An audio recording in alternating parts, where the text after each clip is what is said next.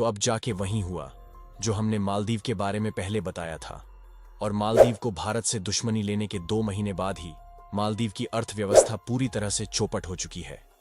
और मालदीव को भारत से दुश्मनी लेने का अंजाम इतना महंगा पड़ जाएगा, यह मालदीव के राष्ट्रपति मोहम्मद मोयज्जू को नहीं मालूम था। मालदीव की स्थिति इतनी बदतर हो गई है कि उसे बांग्लादेश और पाकिस्तान जैसे देशों से मदद की भीख मांगने पड़ रही है। और मालदीव जिसके भरोसे उछलता था, वह चीन मालदीव की हालात ऐसे कर दी है जैसे कुछ सालों पहले श्रीलंका और पाकिस्तान की थी। और चीन ने जिस तरह से श्रीलंका को कटोरा पकड़ाया था, सेम वही कटोरा मालदीव को पकड़ा दिया है। फिलहाल मालदीव की हालात ऐसी हो गई है कि मालदीव ने चीन के जो जहाज को भारत के खिलाफ जासूसी करने के लिए अपने आइलैंड पर रुकने दी थी, आज वहीं आइलैंड को चीन कब्जा कर रहा है। और चीन लगातार इस आइलैंड का उपयोग करके उसमें अपने समुद्री जहाज को रख के भारत के खिलाफ जासूसी करवा रहा है, जिसमें भारत भी उसका जवाब देने में कोई कसर नहीं छोड़ रहा है। भारत ने भी अपने नेवी को वहां पर अलर्ट रखा हुआ है ताकि चीन को उसी की भाषा में जवाब दिया जा सके।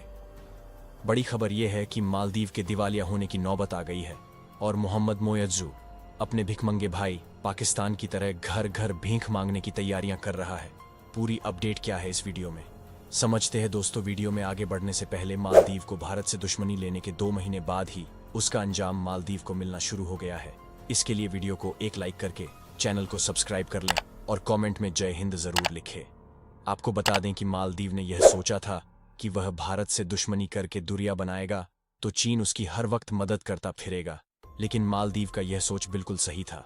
मगर मालदीव राष्ट्रपति मोहम्मद मोयज्जू यह सोचना भूल गए कि श्रीलंका और पाकिस्तान ने भी कुछ साल पहले यही सोचा था और उन्होंने भी भारत से दूरियां बनाई थी और चीन से हाथ मिलाया था।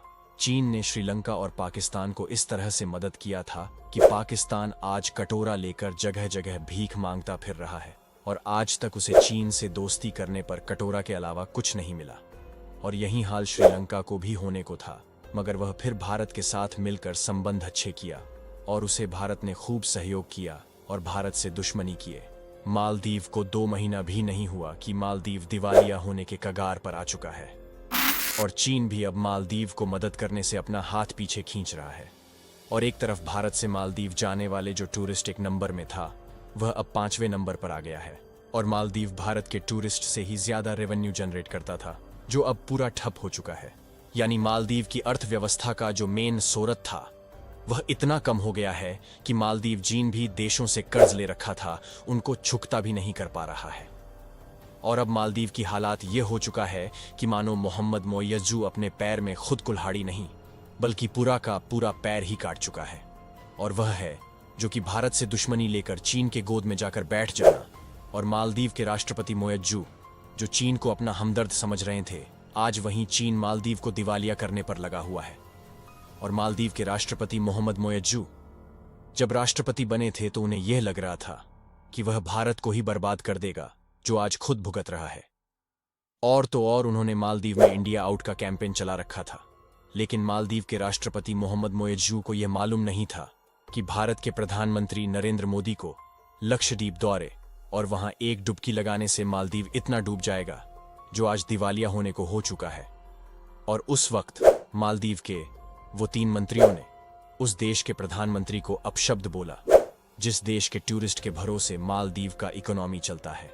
और यहां तक कि मालदीव के जनता को रोज उपयोग करने वाले चीजें भी भारत से जाता है।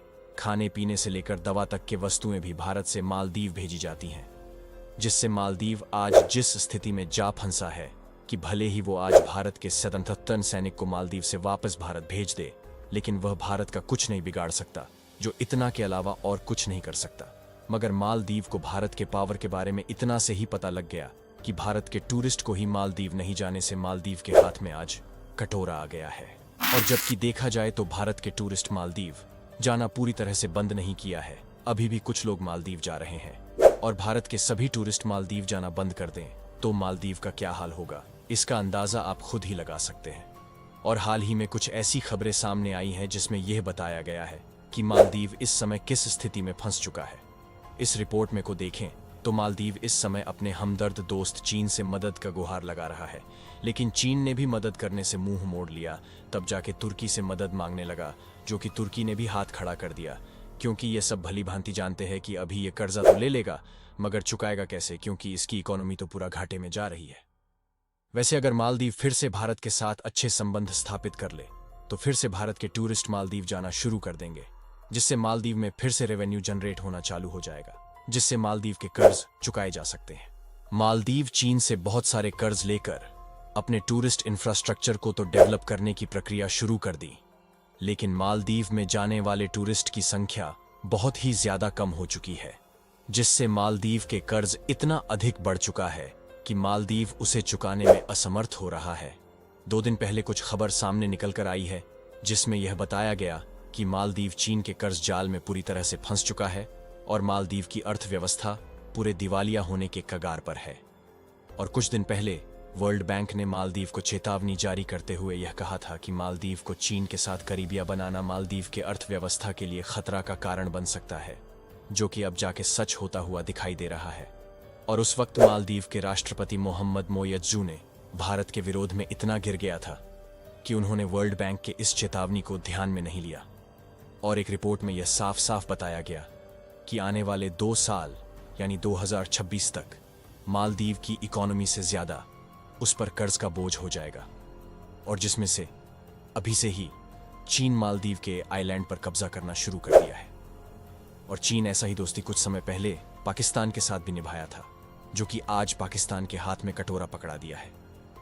लेकिन चीन मालदीव के साथ उससे भी बदतर करने वाला है। और अगर बात करें कि मालदीव चीन के जाल में फंसा कैसे, तो चीन का मकसद ही यही रहा है कि छोटे मोटे देश को अपने जाल में फंसाना और फिर उसे हाई इंटरेस्ट में कर्ज देना, और कर्ज नहीं चुकाने पर वही देश पर कब्जा करना। तो ऐसा केवल मालदीव के साथ ही नहीं हुआ है, बल्कि कई छोटे मोटे देशों के साथ चीन ऑलरेडी कर चुका है। दोस्तों, आज के वीडियो को यहीं समाप्त करते हैं। बाकी आपको क्या लगता है कि मालदीव के साथ और क्या होने वाला है? अपनी राय कमेंट में बताएं और वीडियो को एक लाइक करके अपने मित्रों के साथ शेयर करें ताकि उन्हें भी जानकारी मिल सके।